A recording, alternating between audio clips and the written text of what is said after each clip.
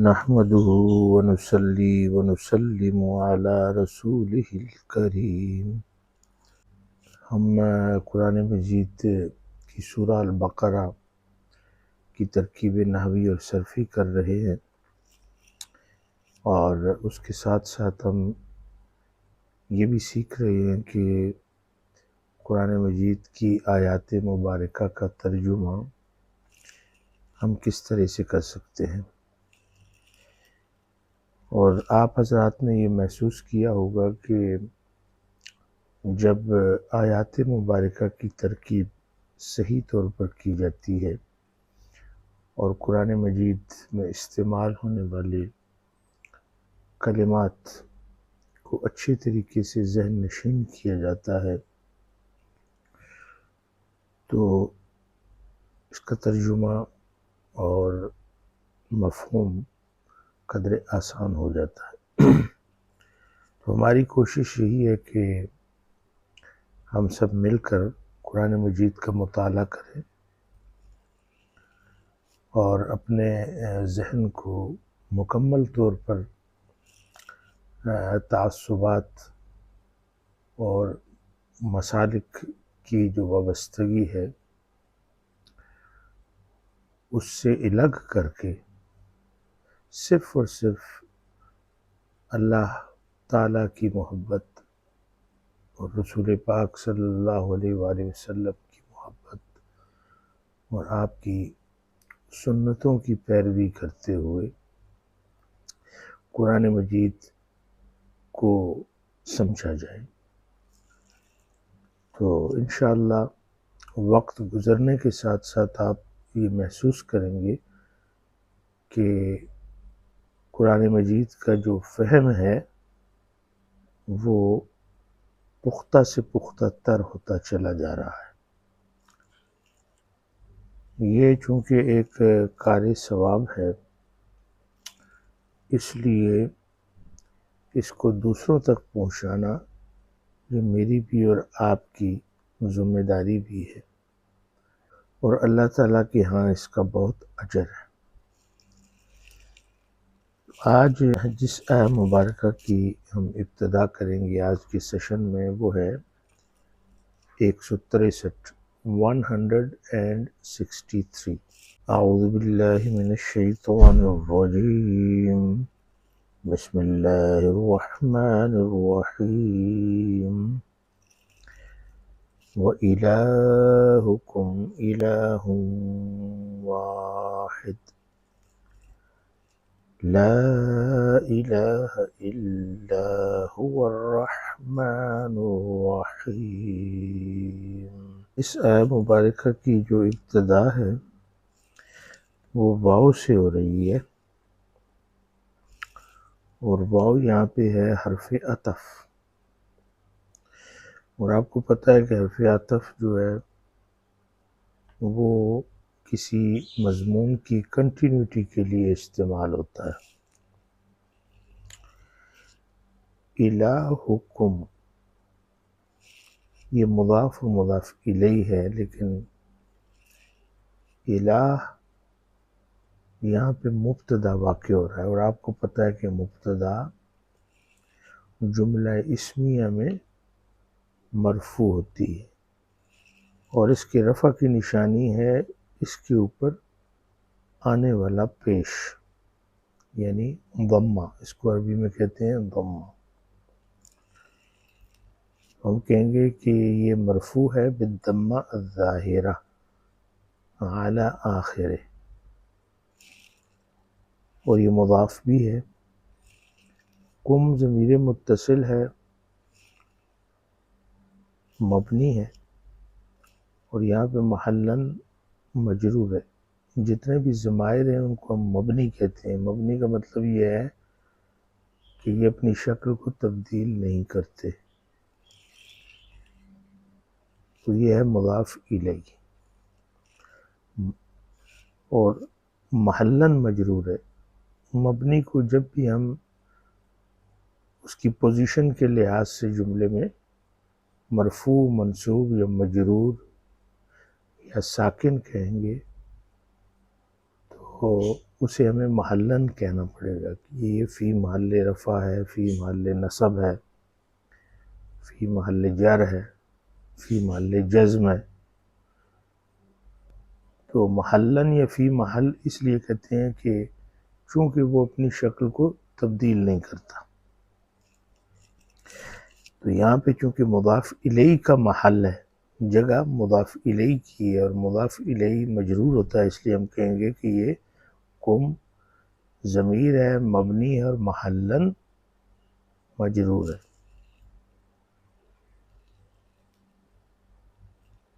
الہ واحد، اب اس کی ترکیب پہ غور کریں تو الہ یہاں پہ کیا واقع ہو رہا ہے؟ خبر، اور خبر بھی ہوتی ہے مرفوع، مرفوع بالضمہ الظاہرہ، اور یہ موصوف بھی ہے، دوسرے لفظوں میں یہ منعوت بھی ہے۔ اور واحد صفت ہے، اور اس کو نعت بھی کہتے ہیں، اس لیے یہ بھی مرفوع ہے، اس لیے کہ صفت ہو یا نعت ہو یا بدل ہو تو وہ اپنے موصوف، منعوت یا مبدل منہ کے اعراب کے مطابق ہوتا ہے۔ تو چونکہ یہاں پہ موصوف خبر بن کے مرفوع ہے تو اس کی جو صفت اور نعت ہے یہ بھی مرفوع ہے۔ تو یوں ایک یہ مبتدا اور مرفوع سے پورا ایک جملہ بن گیا۔ وَإِلَٰهُكُمْ إِلَٰهٌ وَاحِدٌ، اور تمہارا معبود، الہ کا مطلب معبود، ایک معبود ہے، یعنی تمہارا رب، تمہارا اللہ، وہ ہستی کہ جس کی تم عبادت کرتے ہو وہ ایک ہے۔ لا الہ الا هو الرحمن الرحیم۔ لا اس کو کہتے ہیں لا النافیہ للجنس، یہ جنس کی نفی کرتا ہے۔ اس کے بعد جو اسم آتا ہے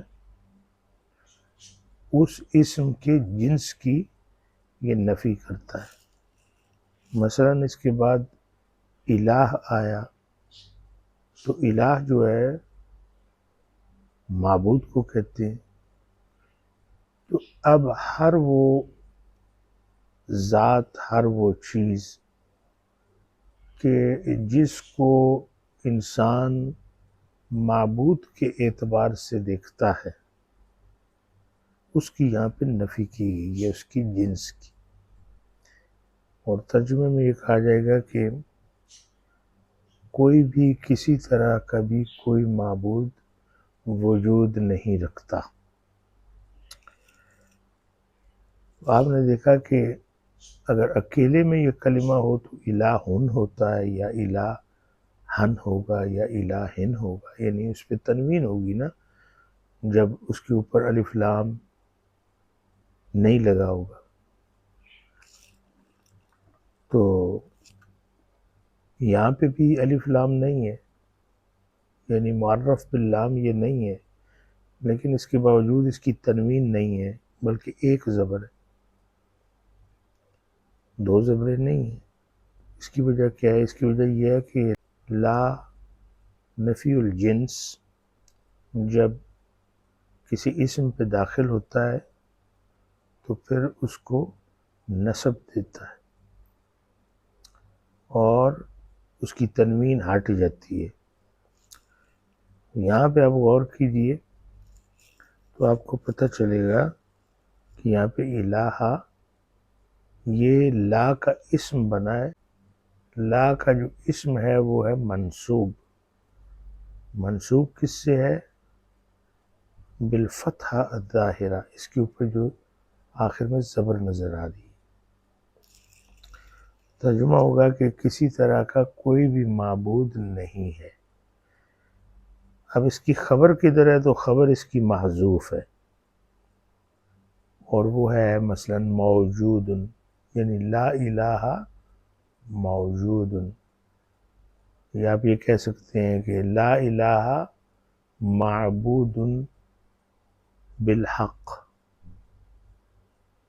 تو یہ جو کلمات میں نے ادا کیے ہیں تو یہ محذوف ہیں، یعنی اس کو ہم گیس کرتے ہیں کہ اس کی خبر موجود ہے لیکن اس کو لکھا نہیں گیا، اس کی ضرورت کو محسوس نہیں کیا گیا۔ تو کوئی بھی کسی طرح کا بھی کوئی معبود، کوئی الہ موجود نہیں ہے، یہاں پہ نفی کی گئی تو خبر اس کی محذوف ہوگی۔ الا یہ حرف استثناء حرف حصر ہے، یعنی پیچھے آنے والے جملے میں جو بات ہوئی ہے اس کو ایکسکلوڈ کر کے اس میں سے کوئی چیز نکالی جاتی ہے، اور اس کے بعد آنے والا جو کلمہ ہے وہ مستثنی کہلاتا ہے۔ وہ کیا ہے؟ ہوا۔ اب اس میں بھی ایک ہوا پوشیدہ ہے، یعنی یہ جو آپ کو ہوا نظر آ رہا ہے یہ رحمان کے ساتھ ہے۔ تو اب اس کے اوپر غور کریں کہ اگر جو چیز محذوف ہے اس کو پڑھا جائے گا تو ہم کیسے پڑھیں گے؟ لا الہ موجود الا ہوا۔ یہ جو بعد میں نے ہوا کہا ہے یہ بھی محذوف ہے، یہ جو آپ کو ہوا نظر آ رہا ہے یہ اگلے جملے کا ہوا ہے کہ کوئی بھی کسی طرح کا کوئی معبود موجود نہیں ہے مگر وہ، یعنی ہوا اللہ کی طرف اشارہ ہے۔ تو ہوا کیا ہوا؟ جو معذوف تھا وہ ہے ضمیر منفصل، اور محلاً منصوب ہے چونکہ یہاں پہ مستثنی ہے۔ اب آگے جو ہوا ہے هو الرحمن الرحیم،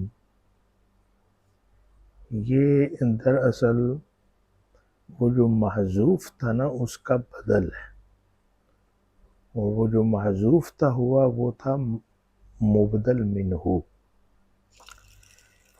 اب یہ جو ہوا ہے اس کو ہم کہیں گے ضمیر منفصل مبنی محلاً مرفوع ہے مبتدا، محلاً مرفوع مبتدا، الرحمن فعلان کے وزن پہ، اور یہ خبر ہے، خبر اول ہے ہوا کی، اور یہ بھی مرفوع ہے بالضمہ ظاہرہ نون کے اوپر پیش ہے۔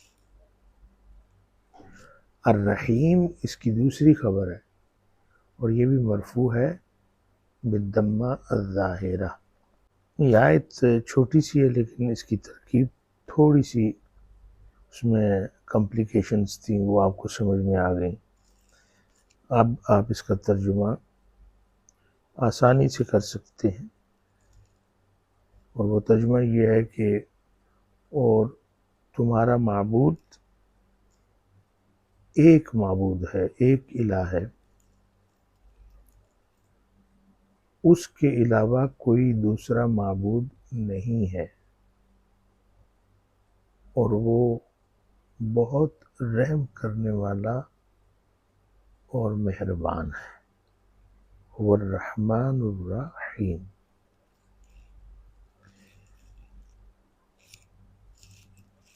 اگلی آیہ مبارکہ، بسم اللہ الرحمن الرحیم۔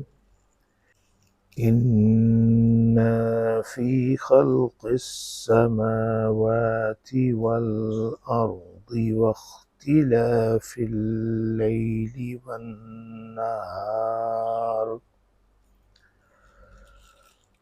وَالنَّهَارِ وَالْفُلْكِ الَّتِي تَجْرِي فِي الْبَحْرِ بِمَا يَنْفَعُ النَّاسَ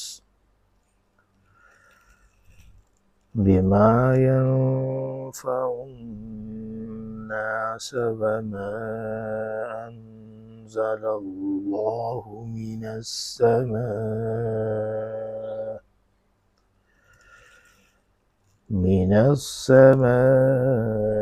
من ماء فأحيا به الأرض بعد موتها وبث فيها من كل دابة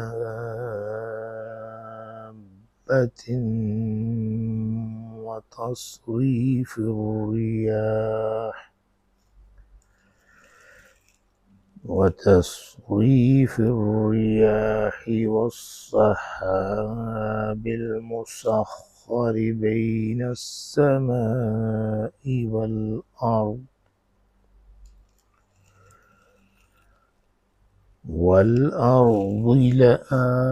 لآيات لقوم يعقلون.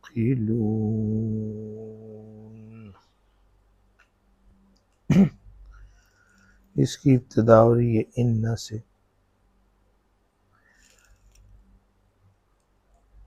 اور ان آپ کو پتہ ہے کہ حرف مشبہ بالفعل ہے،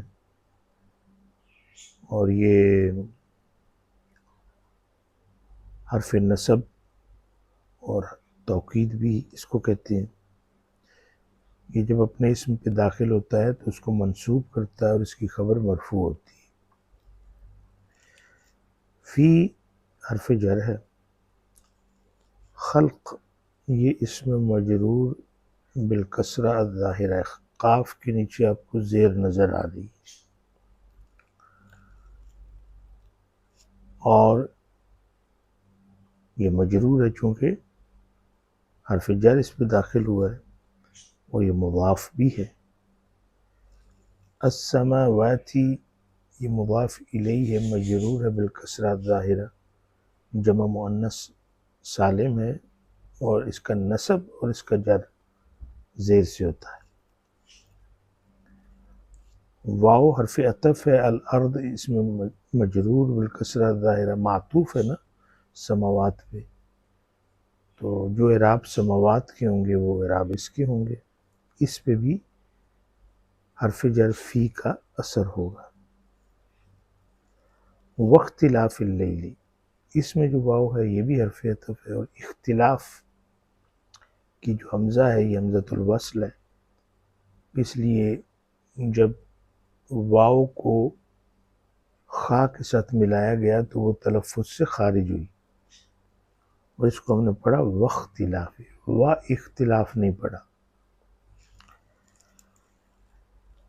تو اصل میں جو کلمہ ہے وہ ہے اختلاف، اور یہ مجرور ہے، اس کی وجہ کیا ہے کہ یہ معطوف ہے ارض پہ، تو جو اعراب ارض کے ہوں گے وہ اختلاف کے ہیں، فا کے نیچے آپ کو زیر نظر آ رہی ہے تو ہم کہیں گے یہ مجرور بالکسرہ الظاہرہ ہے۔ پھر اس کے نیچے زیر تو ہے مجرور ہونے کی وجہ سے، لیکن یہ مضاف بھی ہے، اور اللیل مضاف الیہ مجرور بالکسرہ الظاہرہ ہے، لام کے نیچے زیر ہے۔ اسی طرح والنہار واو جو ہے یہ حرف عطف ہے، اور نہار یہ بھی مجرور ہے، چونکہ اس کا جو جس کے اوپر یہ معطوف ہے وہ مجرور تھا، مطلب یہ ہے کہ ان سب کے اوپر فی کا اثر ہے، تو یہ مجرور بالکسرہ الظاہرہ ہے۔ پھر آگے فلک ہے، والفلک تو واو عطف ہے، فلک یہ بھی مجرور اس لیے کہ یہ معطوف ہے، اور اس سے پہلے کا جو کلمہ ہے اس کے اعراب اس کے اعراب ہوں گے، اس لیے یہ بھی مجرور ہو کس کے ساتھ ہے؟ بالکسرہ الظاہرہ۔ التی یہ اسم موصول ہے، التی اسم موصول، اور یہ مبنی ہے۔ تجری جرا یجری، اس میں فاعل اس کا ہوگا جارن، جریان اس کا مصدر ہے، تو تجری کو ہم کیا کہیں گے کہ فعل مضارع ہے، تو وہ کس کے ساتھ مرفوع ہوتا ہے؟ ضمہ کے ساتھ، پیش کے ساتھ. جیسے آپ کہتے ہیں یقرأ، یکتب، یصنع، یفعل، یعمل. آپ دیکھتے ہیں کہ جو آخری حرف ہے اس کے اوپر پیش آتی ہے، تو یہاں پہ تو ہمیں پیش نظر نہیں آ رہی، یہاں پہ تو یا ہے، حرف علت ہے اور وہ ساکن ہے. تو یہ چونکہ اس کے اوپر پیش پڑا جا سکتا ہے لیکن زبان کے اوپر ثقل واقع ہوتا ہے. یعنی آپ کہہ سکتے ہیں تجریو، لیکن وہ آیت کے اندر ایسے لفظ کا داخل ہونا اور پھر اس کو تسلسل کے ساتھ سلس طریقے سے پڑھنا زبان پہ ثقل واقع کرتا ہے، تو اس لیے پھر اس کو ساکن رکھا جاتا ہے. لیکن جب ہم اس کے اعراب کریں گے تو کہیں گے کہ فعل مضارع مرفوع بالضمہ المقدرہ علی الیاء للثقل، کہ اس کے اوپر ضمہ ہے لیکن وہ چھپا ہوا ہے اور وہ ثقل کی وجہ سے چھپایا گیا. اور اس میں جو فاعل ہے وہ مستتر ہے، وہ بھی چھپا ہوا ہے، اور اس کی تقدیر کیا ہے، اس کی شکل کیا بنے گی، وہ ہیا. تو ابھی ایک پورا جملہ بن گیا فاعل کے ساتھ، فعل کے ساتھ. اس کو ہم صلت الموصول کہتے ہیں، لا محل لہا من الاعراب. فی البحری، فی حرف جر ہے، البحر اسم مجرور بالکسرہ الظاہرہ، اور یہ فی البحر متعلق کس سے؟ تجری سے.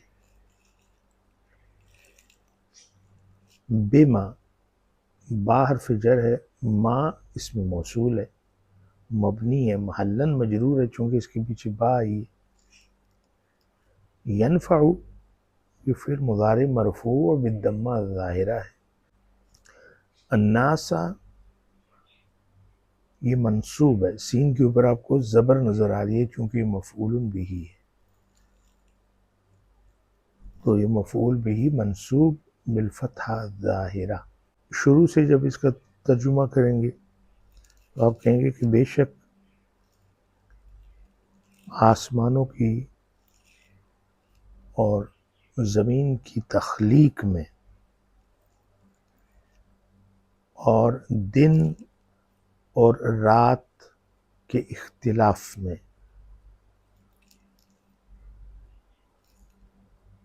والفلک، اور وہ کشتیاں التی تجری فی البحر، جو سمندر میں چلتی ہیں.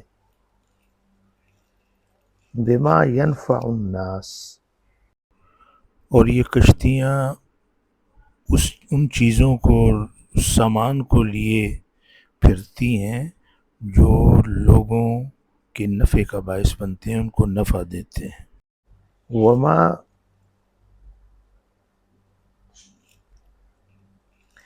اچھا اس میں آپ کو شروع میں نے کہا تھا کہ انا کیا ہے، یہ حرف مشبہ بالفعل ہے. تو آج جب ہم حرف مشبہ بالفعل کے فعل کہتے ہیں تو اس کا ایک اسم بھی ہوتا ہے اور خبر بھی. تو یہ جو ہے نا، فی خلق السماوات والارض واختلاف اللیل والنہار والفلک التی، یہ جتنے بھی آگے جملہ چل رہا ہے، تو چونکہ اس میں تو واو کے ساتھ معطوف کا ذکر ہے، تو ہم یہ کہیں گے کہ یہ جو فی خلق ہے یہ شبہ جملہ ہے، جر اور مجرور سے بنا ہے، تو یہ خبر مقدم ہے، انا کی خبر مقدم ہے. اب ہم نے ڈھونڈنا ہے کہ انا کا اسم کہاں پہ ہے، تو آپ ساتھ پڑھتے جائیں تو آپ کو کہیں نہ کہیں کسی جگہ پہ اس کا اسم نظر آئے گا، لیکن وہ مؤخر ہوگا. عام ترتیب تو یہ بنتی ہے کہ جہاں پہ ان آتا ہے اس کے ساتھ ہی اس کا اسم ہوتا ہے، پھر اس کے ساتھ اس کی خبر ہوتی ہے، لیکن بعض اوقات ترتیب الٹ جاتی ہے۔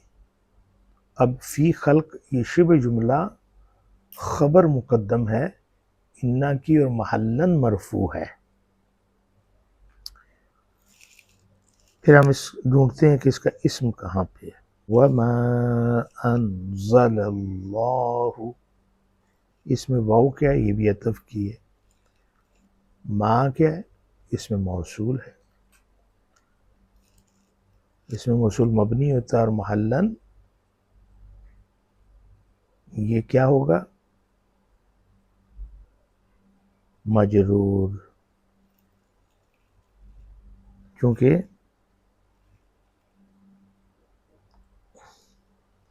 اس کے اوپر بھی اس فی کا اثر موجود ہے۔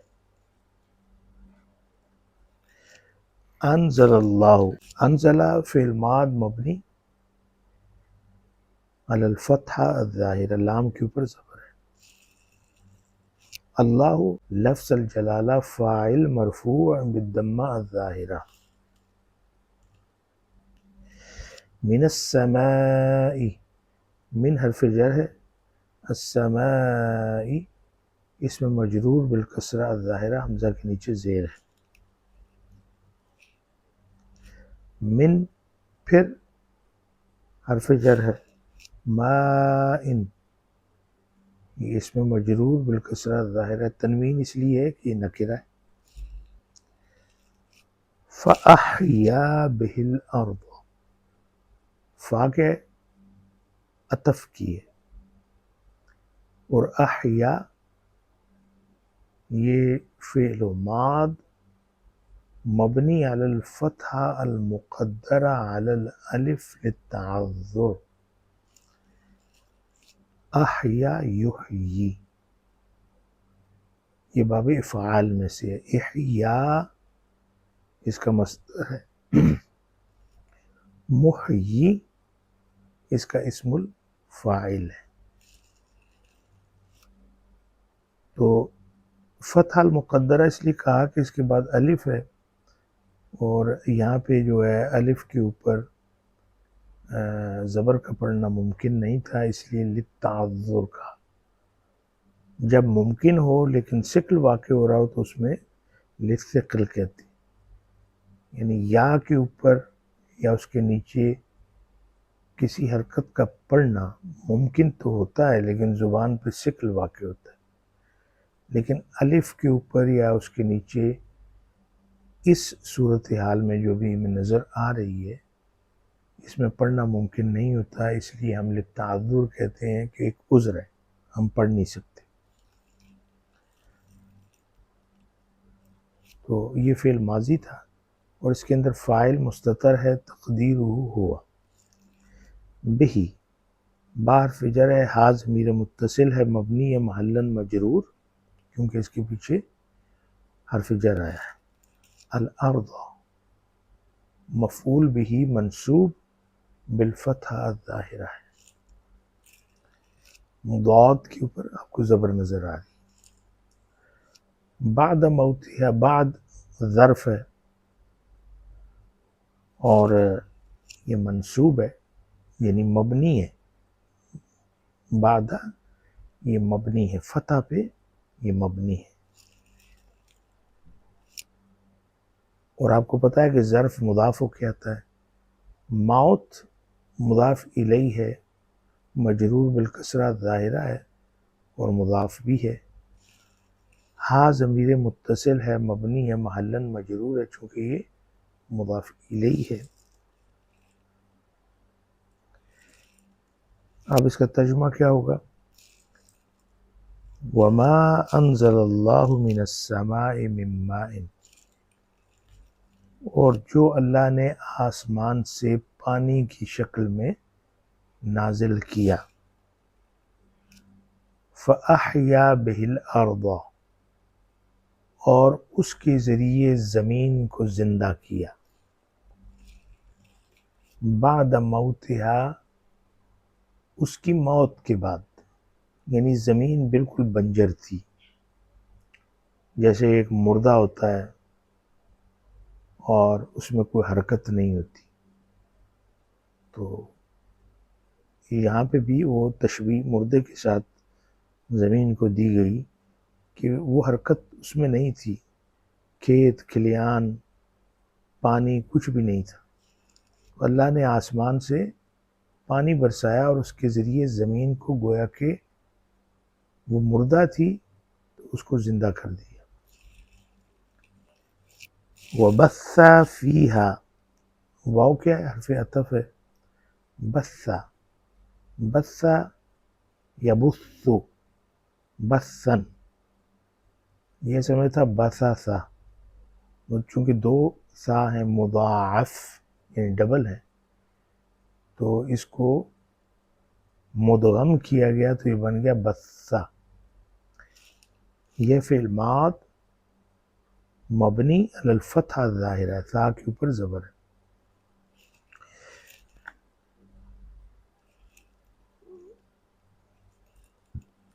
اور بث یبث کا مطلب ہوتا ہے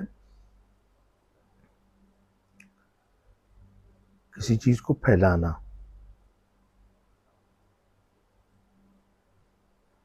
بکھیرنا، جیسے دانے ہوتے ہیں نا تو آپ زمین کے اوپر پھینکتے ہیں تو وہ بکھر جاتے ہیں۔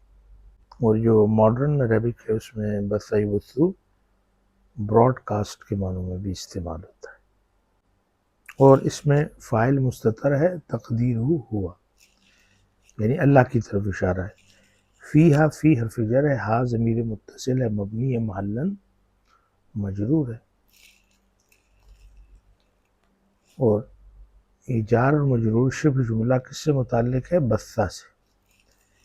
من حرف جر ہے کل، کل یہ مجرور بالکسرہ ظاہرہ اور مضاف بھی ہے۔ دابۃ، یہ چونکہ نکرہ ہے اور مضاف الیہ ہے اس لیے آپ دیکھ رہے ہیں کہ کسرہ کی تنوین ہے، تو دابۃ کو ہم کیا کہیں گے؟ مجرور مضاف الیہ بالکسرہ ظاہرہ۔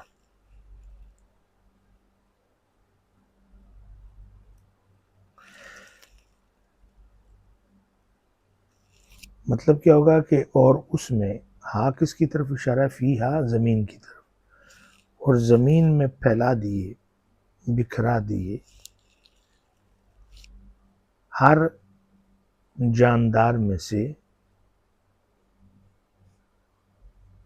اس کی جنس کی، ایک ایک جنس کی ایک ایک چیز زمین کے اندر پھیلا دی۔ جی تو اس کا ترجمہ ہوگا کہ وَبَثَّ فِيهَا مِن كُلِّ دَابَّةٍ، کہ ہر جاندار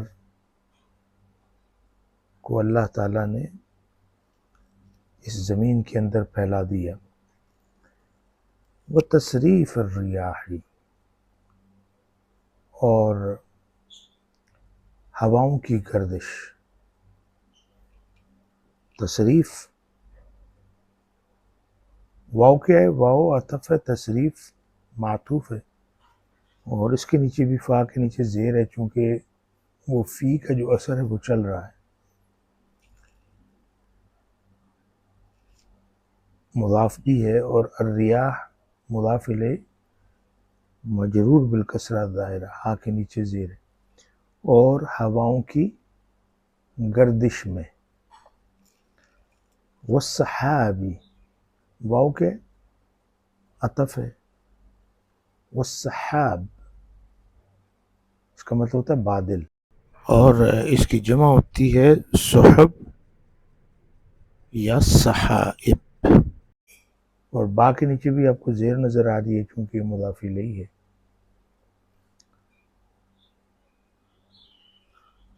اور با کے نیچے آپ کو زیر نظر آ رہی ہے کیونکہ معطوف ہے اپنے پچھلے کلمے پر، اور وہ چونکہ مجرور تھا تو یہ بھی مجرور ہے، فی کا اس کے اوپر بھی اثر ہے،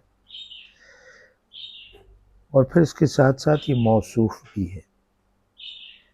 المسخر، یہ اس کی صفت ہے۔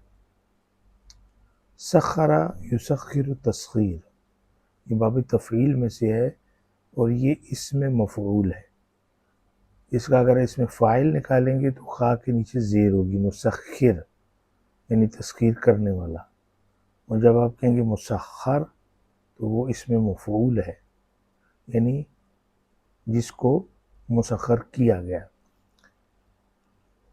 تو مطلب کیا ہوا؟ اور وہ بادل کہ جن کو مسخر کر دیا گیا، جن کو تابع فرمان کر دیا گیا۔ بین السماء والارض، بینہ تو ظرف ہے، ظرف مکان، اور یہ مبنی ہے فتح پہ، نون کے اوپر زبر ہے۔ السماء،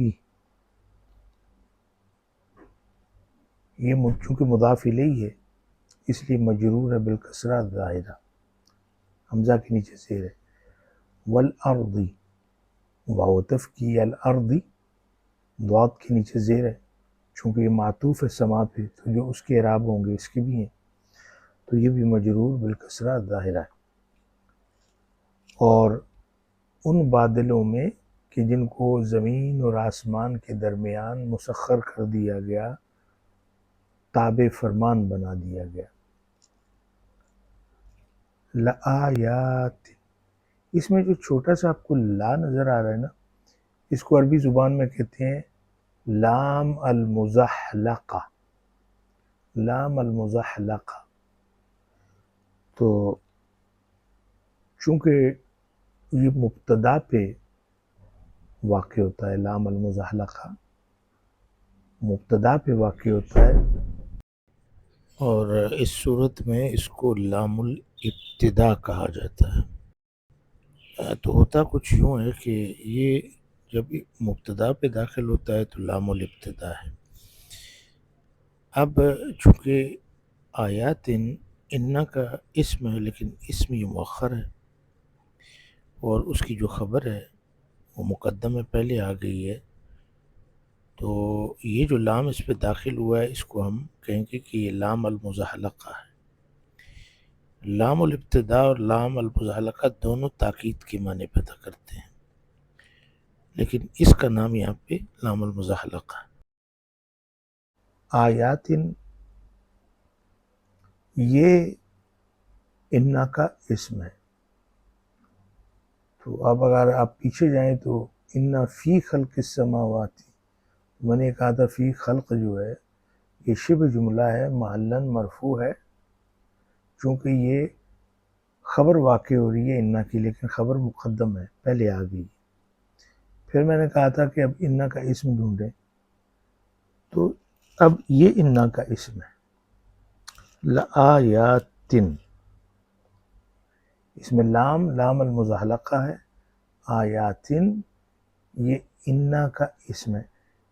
آپ نے تو پڑھا ہے نا کہ انا کا جو اسم ہے وہ منصوب ہوتا ہے، لیکن آپ نے یہ بھی تو پڑھا ہوگا نا کہ جو جمع مؤنث سالم ہے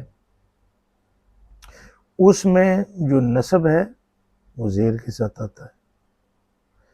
تو آیتن کی جمع مؤنث کیا ہوگی؟ آیاتن اور آیاتن۔ آیاتن اس کی مرفوع ہونے کی طرف دلالت کرتا ہے، اور آیاتن اس کا نسب اور اس کا جر ہے، تو اس لیے ہم یہ کہیں گے کہ یہ آیاتن یہ انا کا اسم ہے، مؤخر ہے، اور منصوب کس سے ہے؟ کسرہ سے ہے، بدلم من الفتحہ، جو فتح کے بدلے میں یہاں پہ آئی ہے۔ اس کی وجہ کیا ہے؟ کیونکہ یہ جمع مؤنث سالم ہے، اور جمع مؤنث سالم میں نسب کی نشانی زیر ہوتی ہے، کسرہ ہوتی ہے، زبر نہیں ہوتی۔ لقوم، لے حرف جر ہے، قوم اس میں مجرور بالکسرہ ظاہرہ ہے۔ یعقلون فعل مضارع مرفوع بثبوت النون، یہ فعل مضارع ہے لیکن مرفوع کس کے ساتھ ہے؟ نون کے ساتھ مرفوع ہے، اور اس کی وجہ کیا ہے کہ یہ افعال خمسہ میں سے ہے۔ اس میں واو کیا ہے؟ یہ آپ کو پتہ ہے کہ ضمیر متصل ہے، مبنی ہے، اور محلاً مرفوع ہے، فاعل واقع ہو رہی ہے، اس کو واو الجماعہ بولتے ہیں، اور یعقلون یہ پورے کا پورا ایک جملہ فاعل اور فعل کے ساتھ، فعل مضارع کے ساتھ یہ آیا ہے، جملہ فعلیہ، یہ محلاً مجرور ہے چونکہ یہ قوم کی صفت واقع ہو رہا ہے، اس کی نعت واقع ہو رہا ہے، تو پھر قوم موصوف ہوا اور منعوت ہوا۔ اب اس کا ترجمہ کیا ہوگا؟ ترجمہ یہ ہوگا کہ اور ان بادلوں میں کہ جن کو زمین اور آسمان کے درمیان زیر تابع کر دیا گیا، مسخر کر دیا گیا، لآیات نشانیاں ہیں، لقوم ان لوگوں کے لیے، یعقلون جو عقل رکھتے ہیں، جو عقل سے کام لیتے ہیں، عقل مندوں کے لیے اس میں نشانیاں ہیں۔ جتنی بھی بات پیچھے کی گئی ہے ساری کی ساری، اس میں عقل مند لوگوں کے لیے نشانیاں ہیں۔ تو یہ ان آیات مبارکہ کے اعراب تھے۔ اب ہم ان دونوں آیات کا مفہوم بیان کرتے ہیں۔ تو چونکہ پہلے جو ہے ابتدا میں جو آیا آئی وَإِلَٰهُكُمْ إِلَٰهٌ وَاحِدٌ، جس سے ہم نے آج کے سیشن کی ابتدا کی، تو اس میں الوہیت کی طرف اشارہ ہے کہ اللہ ایک ہے اور اس کے ساتھ کوئی دوسرا معبود نہیں ہے۔ عبادت کے لائق اگر کوئی ہستی ہے تو وہ اللہ تبارک و تعالیٰ کی ذات اقدس ہے، اور وہ رحمان ہے، رحیم ہے، رحم کرنے والا ہے، گناہوں کو معاف کرتا ہے۔ پھر انسان جس چیز کا محتاج ہوتا ہے دنیا کے اندر، وہ چیزیں اللہ تبارک و تعالیٰ اس انسان کو دیتا ہے، فراہم کرتا ہے۔ وہ رب ہے، مالک ہے۔ تو اس کے فوراً بعد جو ہے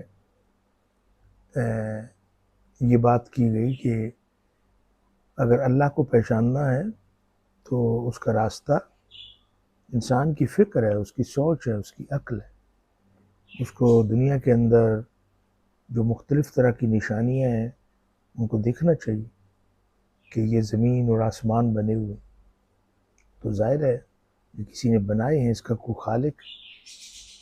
پھر اتنے بڑے سمندر ہیں، سمندر کے اندر چلنے والی کشتیاں ہیں، جہاز ہیں، اور وہ کشتیاں وہ سامان لے کر ایک ساحل سے دوسرے ساحل کی طرف چلتی ہیں کہ جس میں لوگوں کے لیے نفع ہے۔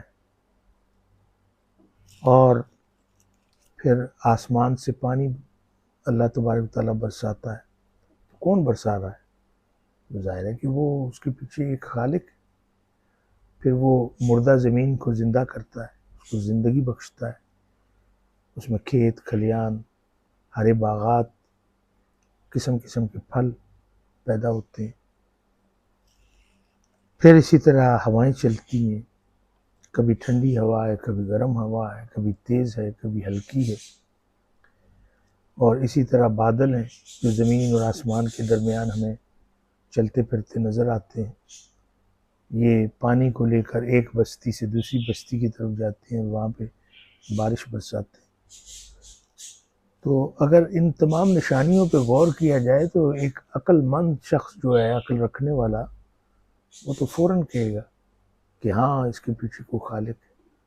تو جب وہ خالق کو تسلیم کرے گا تو اس کو یہ بھی تسلیم کرنا پڑے گا کہ چونکہ پیدا کرنے والا ایک ہے اور یہ سب نعمتیں عطا کرنے والا بھی ایک ہے، تو وہی عبادت کے لائق ہے، تو معبود بھی پھر ایک ہوا۔